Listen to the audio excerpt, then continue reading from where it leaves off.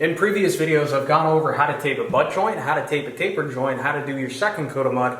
In this video, I'm going to teach you how to do your third and hopefully final coat of mud. Now, if it's imperfect, no big deal. You just got to go over it with a fourth coat, do some sanding. Thankfully, as long as you set your tape right, generally drywall, mudding drywall is very forgiving. So let's talk about what I have here. So I have a 12-inch knife, and this is what I recommend for doing your final pass. Mud, I'm using +3, and the consistency, this is kind of like a yogurt consistency. Definitely a little bit lighter, a little bit soupier than what I do for my first and second coat. So as you see, the two previous coats were good. I don't see the tape sticking out anywhere. We have a little bit of a high spot here, that's no big deal. That's completely fine that that's there. It's from the previous coat. So before I coat everything, the first thing I'm going to do, I'm going to take my knife and I'm just going to hit these high spots. So like, I don't know, 40 to 30 degree angle. See how I just took off a little bit of that high spot. A couple little high spots there that I took off. Another one right there. Be gentle with that corner. Now, that high spot that was right there, this one right here is almost completely gone. You know, really I could almost leave it as it is and sand this down and it'd be fine, but I like to do a third coat, taper it out a little bit wider, fill in any of the little cracks and gaps. So I'm just gonna do this joint too.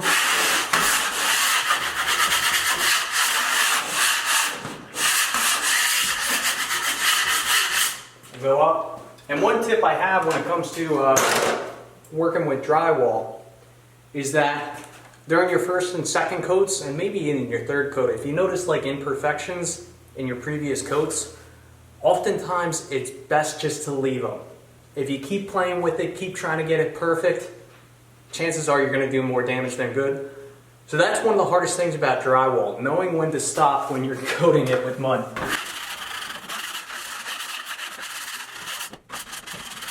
Alright, now we are ready to apply our mud. Now, we have a little bit of dust on this, so I have a bad habit of wiping this stuff up on my pants. Now, kids these days, you know, they pay a lot of money for pants that look like this, so I figure I'm just keeping up with kids these days. But anyway, if we're getting the dust off, I like to take the edge of the knife, just rub it off in the outside corner. If I get any imperfections in my mud, I normally like to wipe them off on the outside. That way it stays out of my main body of mud. All right, so first thing I like to do, I like to start by doing my butt joints. So I'm gonna bring the ladder over. Basically what I'm gonna do, take a coat of mud, something like that, wipe off the corner, right? Wipe off the corner. When I start to apply it, it's gonna be kind of steep, and then as I go up, I'm just gonna flatten out this knife. Start something like that. Looks nice. Same thing, add more mud on. I'll go up. It's looking good so far. We'll come back down.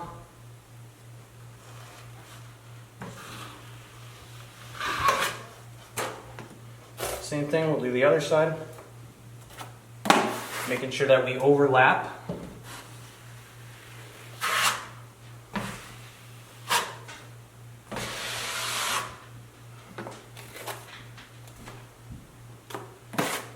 Come from the top down and drop a little bit. Oh wow.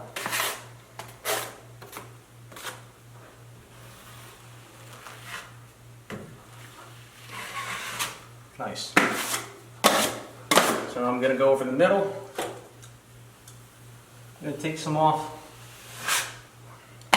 Looks nice.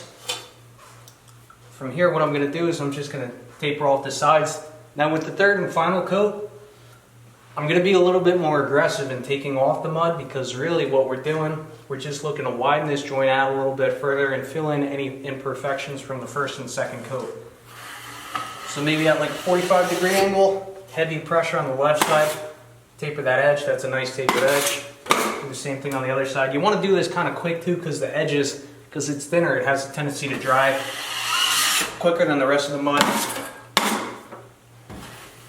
Top looks a little bit messy, but I'm not too concerned about the top because drop ceiling is probably going to go right here, so any imperfections up here, really no big deal. That looks pretty good. Do a top down pass again. Nice. I'm going to pass up. That looks pretty darn nice. I'm going to leave it alone right there. Notice a little piece of tape came out right there, but I'm actually going to leave that.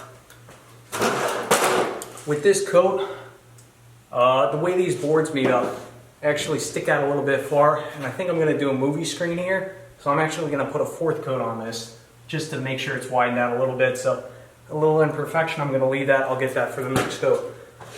But as for the tapered edge joint, this is going to be fine to do my third and final coat here, and it's the same principle. I'm going to load up our knife, cut off the edges, scrape off the bottom. Got a nice clean bottom. Start kind of steep, pressure, just work it down. As we work it down, decrease that angle, steep, lower, lower, lower, lower. Do one more pass here. Steep, lower, lower, lower, lower. Nice. Smooth it out, put a little bit of pressure on the bottom side. A little bit of pressure. Nice. Load up the knife again. Clean off the edges. Clean off the bottom. Make sure we overlap. Steep. As we get to this butt joint, I'm not going to put any pressure on the high side. I'm just going to go over it nice and even.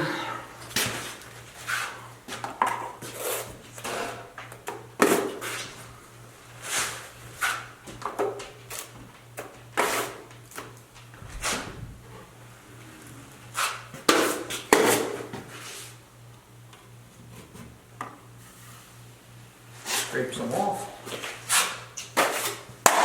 Same thing on the bottom. Scrape some off. Looking good. I'll taper the edges. A lot of pressure on the bottom side. A lot of pressure. Same thing on the top side. So I have a lot of pressure on the top side, like a 30-degree angle to the wall. Now when I get to here, I'm going to ease off that pressure and just let it kind of skim along. Pressure back on now. Came out real nice. I'm going to go over the top again. Like a 30-degree angle. Some heavy pressure. I'm just scraping off the extra mud at this point. See how much mud I just scraped off. Got to do that again a little bit lower. A little bit of pressure on the right bottom side. Just getting it nice and smooth. And this is looking beautiful at this point. One more time on the top. Pressure off, let it skim, pressure back on the top. A little bit right there, so I'm going to go over it one more time. And again, we're really just trying to fill in all those little imperfections.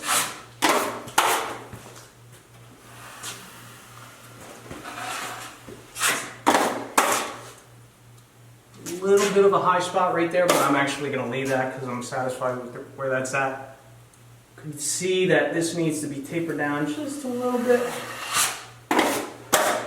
Got that high spot, but I think at this point I'm going to leave it alone because you can't see it on camera. There's just a little bit of rippling right there, but I mean, 2 seconds with a sanding sponge, that'll be out. Everything else, just a very light sand here, very light sand right there, and this joint's going to come out beautifully.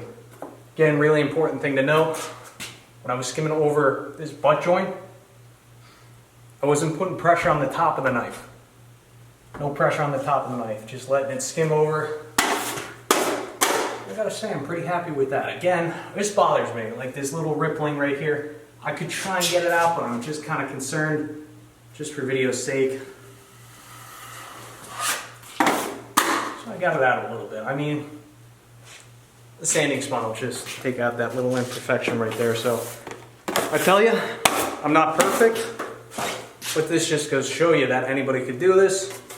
A little bit of practice, a little bit of patience. I mean, really what it comes down to, the more skilled you are with your knife, the less sanding you're going to have to do in the long run. So I'm getting a lot better. I'm not perfect, but wait until this job's done. It's going to come out beautiful. So That's it for today's video. Thanks for watching. If you have any tips, comments, questions, concerns, drop a comment down in the comment section below. Catch you on the next one.